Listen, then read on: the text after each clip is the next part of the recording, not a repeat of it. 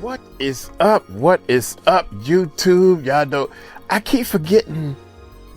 I gotta write down my list, man. Ashton Kutcher, the dude you got punked, or is that it? You got punked thing he was doing, and him and his wife, man. Oh my God, man, this dude. What? Ali Carter. See, I got this from Ali. Another thing I got from Ali.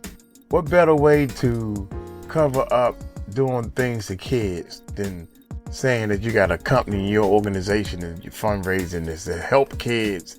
She said a lot of people do fundraisers to help kids and they take that money to hurt kids. All that type of stuff, man. But anyway, I was up at the trial. This is let's see what this is about, man. I clicked on this myself.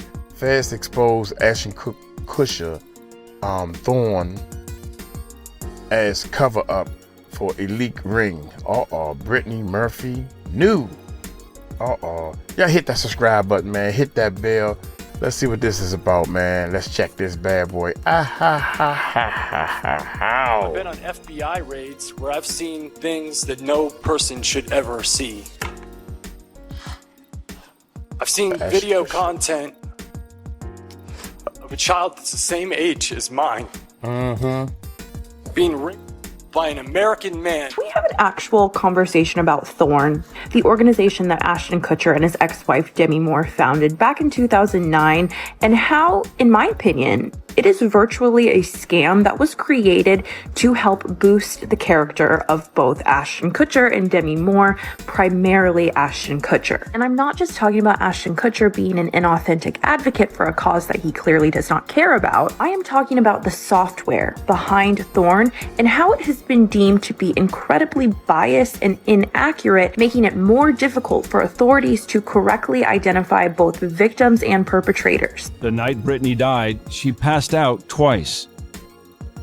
Eventually, I got to the point where she had told her mother, Sharon, "Mommy, I'm dying. I'm going to die."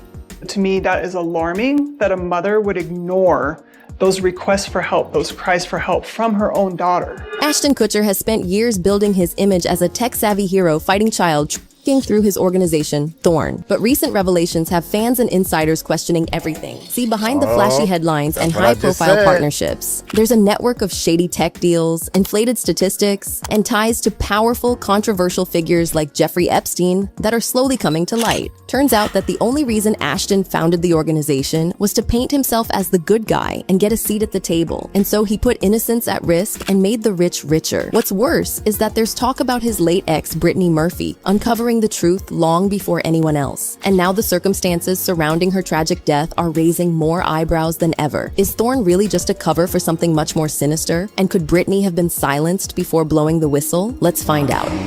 So ever since the Diddy stuff came out, fans have been taking a second look at people like Ashton and their so-called charity ventures like Thorne. The actor set up the organization back in 2012 with his then-wife Demi Moore. On paper, Thorne is dedicated to using technology to protect children, including developing tools to identify victims of trafficking and empower platforms and individuals to defend children. When Barack Obama was going into office, I made a pledge that I was going to start fighting human trafficking. Yeah.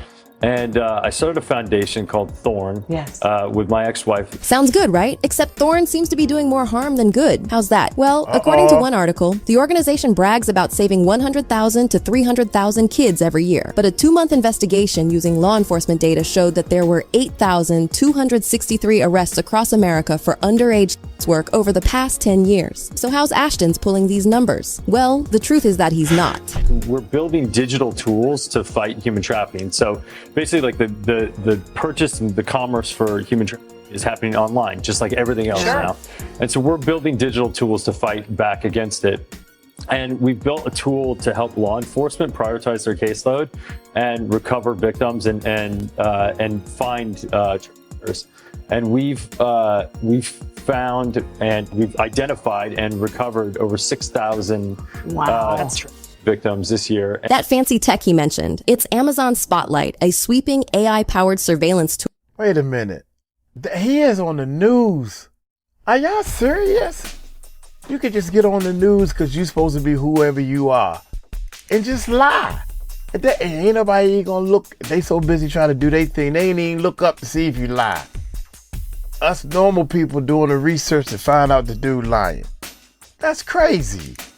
Identified and recovered over 6,000 victims this year. That fancy tech he mentioned, it's Amazon Spotlight, a sweeping AI-powered surveillance tool that, per the tech companies that helped create it, it's currently used by more than 2,187 law enforcement and intelligence agencies in North America. Ashton's role here is simple. He's the middleman, providing the U.S. law enforcement with the technology free of charge, meaning they have better access to surveillance systems that could essentially help them take care of the problem. Amazon claims that it's an improvement over its controversial recognition software. A tool called Spotlight. It's a neural net. It gets smarter over time. It gets better and it gets more efficient as people use it. But that's not really the case. Back in 2018, the New York Times actually published an article titled "Amazon's Facial Recognition Wrongly Identifies 28 Lawmakers," ACLU says. The article reported the findings of a test by the American Civil Liberties Union, in which the Civil Liberties Group used Amazon's facial software to compare the photos of all federal lawmakers against a database of 25,000 publicly available mugshots, and the results were shocking. The test disproportionately misidentified African American and Latino members of Congress as the people in mugshots. Even more terrifying, it seemed to have some sort of built-in racial bias, which is extremely dangerous. If this software was able to incorrectly identify 28 sitting members of Congress as people who had committed crimes, as criminals, imagine what could happen if this software misidentified a regular civilian who is then charged with a crime they did not commit. And so it's safe to say that Thorne was not solving the problem. In fact, by putting people of color at risk, it was only making things much worse. Former S workers who have been through the entire ordeal actually disapprove of the use of the facial recognition software by Thorne. Olivia Snow, a dominatrix and research fellow at UCLA's Center for Critical Internet Inquiry researching S-work, technology, and policy, actually wants people to look into how Thorne's exaggerated claims of protecting children can be used as a backdoor to monitor and endanger workers. And she's not wrong. According to Forbes, Spotlight functions to fill vast, easily searchable databases containing names, numbers, images, and payment details of not just individuals, but also consenting workers. So that makes these databases the perfect handy tool for the police to break down on workers who are already logged in the system, which makes things much more dangerous. 𝗗𝗢𝗡𝗞𝗦, an organizer with Red Canary Song and Survived and Punished, explicitly said that workers and trafficking victims are endangered by the strategies and surveillance tools Thorne uses. Nguyen also raised an important point about how the organization's inextricable connections to policing render it ill-equipped to help victims who deeply fear police too. And those concerns are not totally baseless, because in June 2020, Amazon announced that it would not be letting police use its facial recognition technology. Apparently, they found out that the software was, in fact, very unreliable and racially biased. What's interesting, though, is that Amazon had known about these issues since 2017. However, back then, they refused to do anything about it. It wasn't until the George Floyd movement that they were forced to take a step back. What's shocking is that when Amazon did do something about it, it still gave Thorne a free pass to use the software. To think Ashton still jumped on the opportunity to work with Amazon and use their technology when it had been proven to be harmful to minorities is all kinds of shocking. It almost seems like he was more concerned with getting his name out there. Within hours, Amy was abused, raped, and forced into drinking. She was sold for sex. This isn't an isolated incident. There's not much that's unusual about it. The only unusual thing is that Amy was found and returned to her family within 3 days using the software that we created. Snow described his actions in the best way possible. According to her, here's what Thorne does: fearmonger and mislead the public, stigmatize consensual adult work, and partner with law enforcement agencies and companies like Amazon and right-wing billionaire Peter Thiel's Palantir, a data analytics company that's helped the NSA develop its surveillance operations. The result, she says, is the surveillance of workers, which makes them vulnerable to police attention. But let's step back for a moment. Let's give Ashton a clean slate without the shady software. Can we trust his intentions then? Well, not really. His organization has been on the hook for overinflating their numbers multiple times. They previously claimed they helped identify 6,000 children when the real number was 103. This is still an issue. The only data we have comes from Thorne and is not backed up, analyzed, or approved by an impartial third party. There are no sources cited on that entire page. Nowhere to see an actual report with actual data. If Ashton actually cared about helping people, he wouldn't feel the need to lie about the numbers. Damn. And y'all want to know, see why I sit here and do this? 103 people. You should have been proud with that. Why couldn't you just be proud with the 103 people? I would have been happy if I saved 103 people. I would have been happy if I saved one. But now you want to get on national TV and freaking lie. This is what I'm talking about right here, man. Oh, boy. Good God Almighty, man. Let's continue. Let's just continue. Oh but he is, God. and that only proves one thing. He set up the organization to improve his image. And see, that assumption makes a lot more sense compared to what Thorne has been doing, especially when you consider how the organization was set up. It was actually called DNA Foundation before, and was found in 2010, right around the time Ashton was accused of cheating on his then-wife, Demi Moore. According to her, she was forced to put on a brave face at the charity's kickoff event at the Clinton Global Initiative that year. More importantly, she recalled following Kutcher's words about with a plea that read, "Real men protect, respect, love, and care for girls." But she reflected, "I did not feel protected, respected, loved, or cared for myself." But who would care about what she had to say when Ashton was dedicating his life to Thorne? Do you notice the scheming now? And then there's the testimonials on Thorne's website, the Survivor Insights Survey. It's been published in collaboration with Dr. Vanessa Buche of Texas Christian University. And guess who she has ties to? The CIA. And no, that's not a conspiracy theory. It's right there on her LinkedIn. And if you thought that was shady, well, Vanessa even founded an essential oil company that claims to help victims by employing them in India. I'm sorry, but in what universe do they expect the public to believe that? It sounds like a questionable scheme to re-exploit the victims while skillfully making people look the other way. Does anyone seriously think these workers get their due wages and have acceptable working conditions? Of course not. What's worse is that Vanessa is not the only one in Ashton's circle who's raising questions. Most of Thorne's partners are shady. According to the organization's website, Thorne works with some of the largest companies in the business like Amazon, Google, Twitter, Facebook, Salesforce, Microsoft, Intel, Dropbox, and Adobe, as well as Goldman Sachs and Verizon. They are also partnered with the NGO Polaris, which operates the U.S. National Trafficking Hotline, and whose current CEO is a former operative for USAID, a CIA cutout. Polaris is also a member organization of the Clinton Global Initiative, CGI, an organization allegedly devised and initially financed by Jeffrey Epstein, and also associated with Epstein's top co-conspirator, Ghislaine Maxwell. I'm sorry, but working with Epstein alone should be reason enough to launch an investigation into Ashton and his organization. And if you thought that was bad, well, one report also found out that Spotlight was built with components from a lesser-known tech company called Digital Reasoning. And the thing about Digital Reasoning is that the algorithm for their flagship product was built with an undisclosed amount of funding from the CIA's venture capital arm, 𝗟𝗡𝗏. Amazon itself has acquired several 𝗟𝗡𝗏-funded startups and entities over the years and is a longtime CIA contractor. And that should raise all kinds of red flags because the CIA actually has a long history of harming children and working with people like Jeffrey Epstein. Also, let's not forget that Digital Reasoning's then president and co-CEO was a former Goldman Sachs banker and member of the controversial Carlyle Group. Yes, the same group that has deep ties to the Bush family and the current owner of Landmark Aviation, which, by the way, is central to the CIA's extrajudicial rendition and torture program. And while we're on the topic, Landmark Aviation actually took over the reins from CIA-linked Southern Air Transport at the controversial Ohio airport, which had ties to Jeffrey Epstein. And so Ashton has a lot to answer for, but we won't be getting those answers anytime soon. It seems like someone forced him to come clean about his years ago and failed. Yeah, that's right. I am talking about Brittany Murphy. Her passing has always been a big question mark in Hollywood. She suffered a health complication at her home on December 20th, 2009. According to reports, she had been suffering from flu-like symptoms in the days leading up to her passing. Coroner Assistant Chief Ed Winter told People she was really sick with pneumonia, very anemic, and she was taking medication, and all that combined took her out. But there was just one problem with that statement. It didn't add up because Brittany's family was painting an entirely different story. Her husband, Simon Monjack,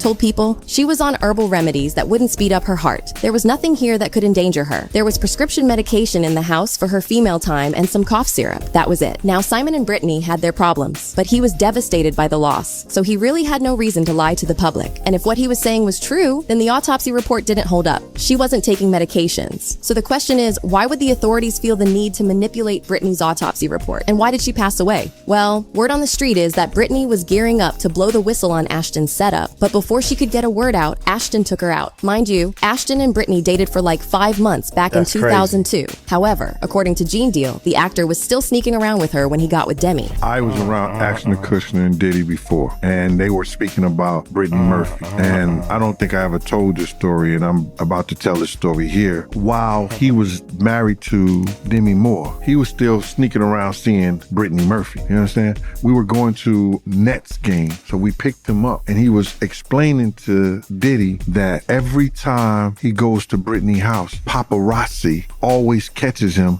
or almost catch him. So yes, Brittany did have the opportunity to see how Ashton worked behind the scenes, making her a threat. And if you think that's far from the truth, well, you might want to hear out Alex Ben Block from The Hollywood Reporter, who actually looked into Brittany's state of mind before her passing. According to him, Brittany was on the edge, acting like someone was out to get her. Alex wrote, they picked and chose among medicines and doctors. They were always afraid the paparazzi would find out if they were seen as sick and that it would hurt their job prospects in Hollywood. That was one reason Brittany didn't go to an emergency room that night, and it was an excuse for Simon not to call for help when he had seizures or another of his heart problems. It was also why Brittany used false names to hide her identity at the pharmacy. And honestly, that makes sense. Brittany was facing an entire organization, and Ashton wasn't alone. Like we mentioned, he has the CIA and people like Diddy in his pocket, so taking Brittany out for threatening his empire would have been the easiest job in the world for him. Even if he didn't do it, someone else could have done it for him. And if you still find that hard to believe, you might want to hear the story of Brittany's father, Angelo Bertolotti. When he lost his little girl, he was distraught, but he knew deep down something wasn't right, and so he hired a private investigator. Turns out it was the best money he could have ever spent because he managed to uncover the truth. According to the investigation, Brittany did not pass away from pneumonia or blood loss. She actually had heavy metals in her blood at 2 to 9 times higher than the levels identified by the World Health Organization as being considered high, and that was all the proof that Angelo needed. He told Good Morning America, I have a feeling that there was a definite murder situation here. It's poison, yes, I know that. Attorney Cyril Wecht backed him up, saying, Brittany Murphy's death is highly suspicious. It is a report from an accredited laboratory. It cannot be ignored. Unfortunately, Angelo's voice was buried, and Brittany's passing remains uninvestigated while the culprits get to roam around. At the end of the day, there are a lot of questions surrounding Ashton and his so-called organization. One look at the evidence and it's hard to brush it under the rug. But what do you think? Is Thorne really as shady as insiders and experts claim? And did Brittany really know about the actor's exploits? Let us know what you think in the comment section below, and make sure to check out this next video. Man, I'm letting y'all know right now, I don't trust none of them, man. They doing some weird stuff, man. This dude, anybody that had some dealings with Puffy, man, is suspect to me. Really suspect, man. I think that Ashton Kutcher, Kutcher, whatever, however you say his daggone name,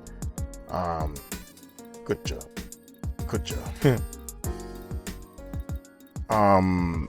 After 𝗟𝗡𝗡𝗞𝗦 and all the stuff that went down, man, I'm saying to myself, I don't trust none of them. I don't trust none of them, man. Why y'all can't be out? Y'all should be out here breaking your neck, helping people, man. People should be out. People passing away around you, getting flu and getting sick, and next thing you know, this person missing, and why this person, Jay-Z ain't taking no DNA test. The guy saying that you the dad. Man, hell, take the DNA test. You got all this money. Why would you try to hold on to all the money, man? Damn, you don't want to share?